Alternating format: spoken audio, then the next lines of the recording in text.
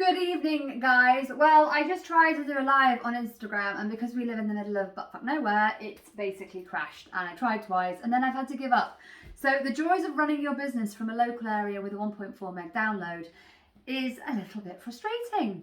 Anyway, I thought I'd do a quick video and then I could post this up because I know eventually I'll be able to upload that and still give you guys all of the information that I was trying to share with you, where you guys could get involved and interact. So instead, please, would you put a comment down below if there's anything that you'd like to know.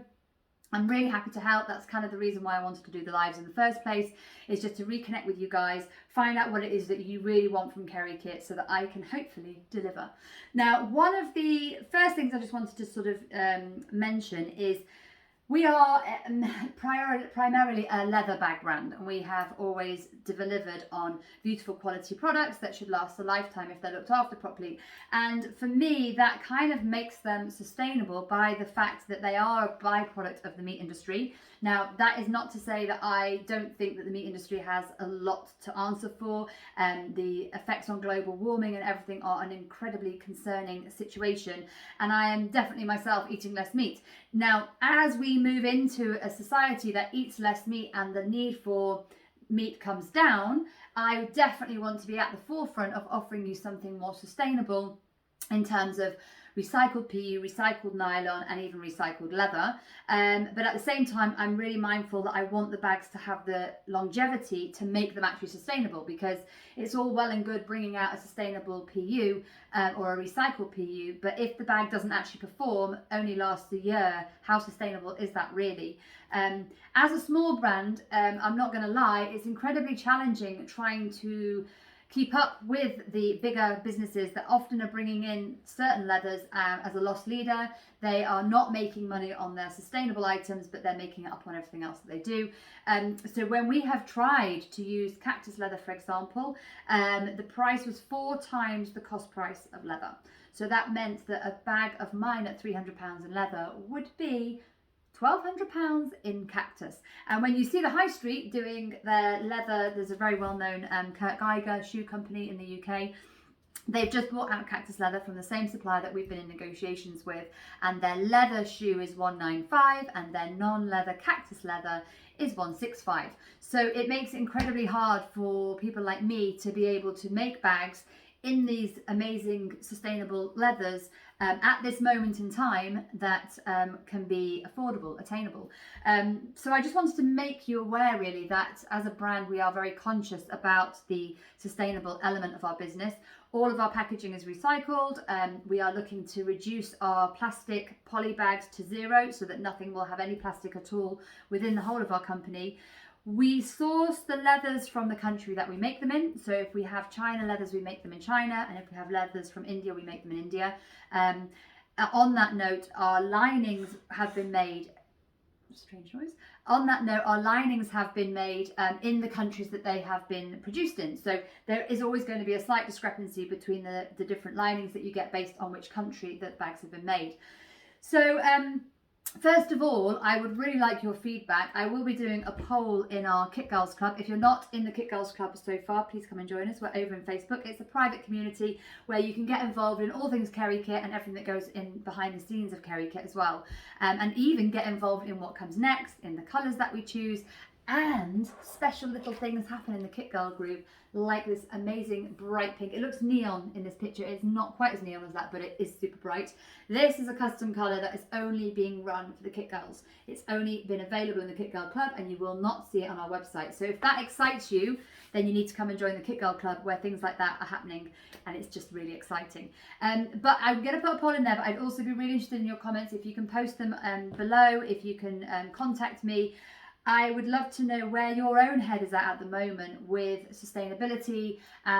If we were to bring out, for example, a regular PU bag in a normal PU that looks a bit like one of our own bags, we could probably do that between 145 and 165. And that is pretty much in line with the quality that we're able to provide you with, the functionality, the style, and the workmanship that goes into the bag. And that's in line really with most of sort of main competitors. Now, if we were to do it in a sustainable or a recycled PU, that price would be 175 to 195. So what I would love to know is, from your perspective, would you prefer to have a PU at 145 to 165 and not have it as recycled and sustainable, which is absolutely fine, that's why I'm asking, or would you be really happy to pay that extra to know that what you were buying was either recycled or a sustainable product? So please do let me know, because that's going to drive our decisions as a business. It's something I'm very passionate about. It's something that I've been investigating a lot over the last 6 to 9 months. But as I mentioned, it has come with it has come many challenges as a small business to be able to deliver on that. The next thing I wanted to share with you was just a few of the leathers that we are going to be doing for spring summer while I've got you, because many people have been asking if I can just show a few comparisons so they can match the present kit that they've got with the future kit they're going to be buying. And so there's a few little shades that everybody wanted to see, so I'm just going to show those to you now, so that you can see a nice clear picture of the colours. So the first one I want to show you is the Anaconda in the grey. Now, as I mentioned in another video that I just posted, this is a beautiful naked leather. It likes to be conditioned. It's part of our signature collection. Part of the reason we wanted to do the signature collection was because I wanted to work with leathers that were more naked, more natural. You therefore do see more characteristics, and every single hide is unique because it's obviously a natural product. Now, it's beautiful, it's stunning. It's like the black, but it's in this lovely warm grey. We're going to be doing with the light gold hardware. It does want to be conditioned. It will like being conditioned. It won't probably make it any darker than it is already, but I will show you this with conditioner on it in a future video. And it's this beautiful warm grey. Now, it's very similar if you have a Thea or a Joy taupe with the covered studs. It's actually a very similar colour to that. So hopefully, yeah, that colour was so popular before. It's a really, really nice neutral. Talking of neutrals, we were trying to get to Antique Rose. So this is the Antique Rose that sold out, that we had in about 2 years ago. And because we were still fairly new at that point, we just never made enough. It sold out so quickly. It was a case of everybody wanted us to bring it back. So we tried and we tried, but because it's a different supplier, it has been a challenge to match the colour. But what happened in the same time is we had this beautiful happy accident that the colour that we did get to was this absolutely beautiful neutral. Now, if I pop the mink next to that, you can see tonally it would go beautifully with any of your mink products. Equally, it would go very nicely with any of your Antique Rose products. However, it is not the same shade, as you can see by the light, as the Antique Rose. And I didn't want to bring out it's like an Antique Rose, therefore we're going to call it Antique Rose, and you guys buy it to match your Antique Rose products and then just be thoroughly annoyed with me that it's not a match. So in the future, we might still be able to bring it out, but right now it's already made as a month late on production, trying to get it right, combined with all the COVID pandemic things that are going on still in India. So we just wanted to crack on really and get going. So we have gone with this. We're calling it Warm Taupe. It's beautiful. I went down to London. I did a post with the new Murphy bag, which I've got here. And everybody was a little bit excited when they saw this bag, and they loved the colour. And I kind of found myself saying, oh, well, actually, we're not doing it in this colour. It's going to be in a different colour. And everyone was like, why? It's absolutely stunning. I'm going to buy it in that colour. Do it in that colour. Do it in that colour. So it's kind of been a bit of a happy accident, really, that it's ended up coming out in this colour, because that's what everybody was really keen on. And I know some of you will say, but I really wanted the Antique Rose, and I agree with you. I'm hoping we'll get it again in the future, but you know what, maybe we'll just go and do some really bright, exciting colours like raspberry and teal. Our Oxyfire / Fiesta, this is coming in for spring summer, guys. It's my first bright. As I mentioned, this one's going to be available privately. This one will be public. It's so cool. Even I have got to the point now where, after everything we've been through, I want some brights in my life. So this one is going to be the first, maybe of many. If that does well, raspberry and teal will be on the cards for autumn winter. So this is the Murphy. Somebody asked me if I could show it them with the wide leather strap as a crossbody, which I've put on here.